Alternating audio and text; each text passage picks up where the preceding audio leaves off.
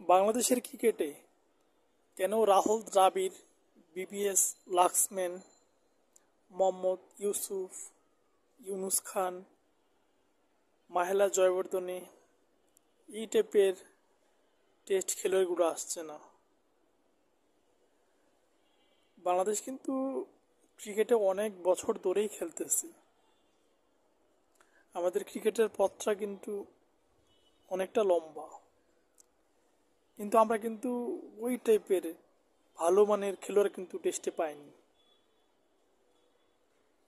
আমরা পেয়েছি শুরুতেই কিছু ম্যাচ ভালো খেলে, তারপর আর ধারাবাহিকতা থাকে না, আবার কোথাও যেন হারিয়ে যায়। এটা কিন্তু আসলে হওয়া উচিত না।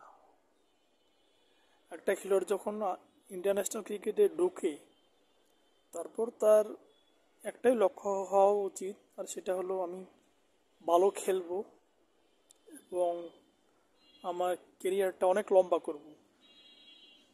আর লম্বা করার শর্ত এবং উপায় একটাই, আর সেটা হলো ভালো পারফর্ম করা এবং ধারাবাহিকতা বজায় রাখা।